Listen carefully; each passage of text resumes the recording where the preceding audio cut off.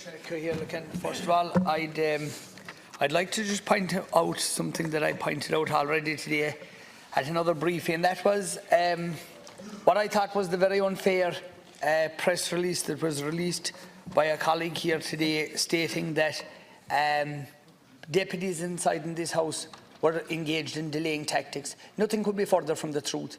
The bit of time that every person spoke at the amendment stages, at the committee stage, I mean, nobody spoke for 1 minute longer than they needed to. Everybody just had points to make. And I think if we weren't to do that, Minister, we'd be, and rightly so, we'd be accused of being neglectful in our jobs.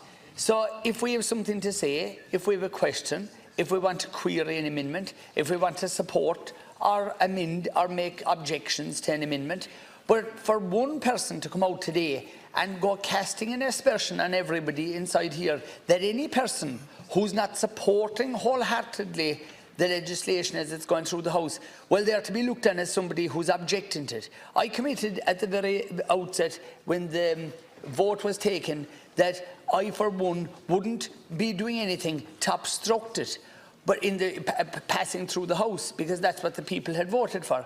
But to say that you shouldn't then be allowed to question or make amendments or talk to amendments or make your comments and your views known, that's ridiculous. That's somebody trying to stifle democracy. That's somebody trying to say that, well, anybody that doesn't agree with me should keep their mouth shut and not do their job. Well, I'll tell you one thing, it'll take more than one person from one political party to stop me of doing my job. I'm there to represent people, and I'll do that to the best of my ability in a work person-like way at all times, and nobody from a political party will stop me or anyone else that I'm friends with of doing that either.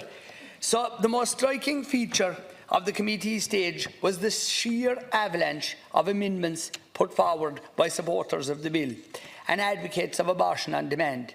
For months and years, we've been told that we need to get on with it, that we need to respect the verdict of the people, and that the proposals put to the people before the referendum need to be respected, and that amendments to the bill needed to be kept to a minimum. Instead, what happened? Over 150 amendments were put forward by supporters of the bill. Each and every one of these had the aim of watering down the already weak or token restrictions contained in the bill.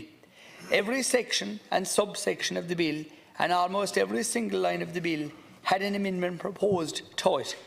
Put simply, those who are calling for the verdict of the people to be respected have systematically set about tearing this bill to shreds and introducing a regime which would be more liberal than the extremely liberal proposals contained in the bill.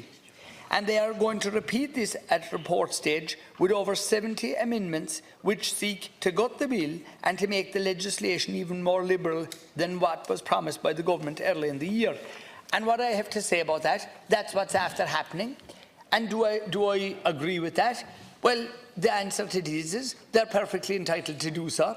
And coming back to the point I already made, if people want to do that, they're entitled to do it. If other people who have a different opinion like myself and who are more concerned and who are worried that what the people will get is what they voted for and not a watered down version of that, because I know plenty of people who voted for the legislation, but they're not happy now, Minister, because they see you and others running away with it and trying to make something out of it, which is not what they actually said they wanted. Because you promised during the campaign, you promised and gave certain commitments which you seem to have thrown out completely, and which you were, when you were asked about this at earlier meetings, you completely forgot about what you had promised the public when they were going out to vote. But again, people can say that's politics, and if you changed your mind, you have changed your mind many times so far on this subject back over. Well, you have if you go back to when you campaigned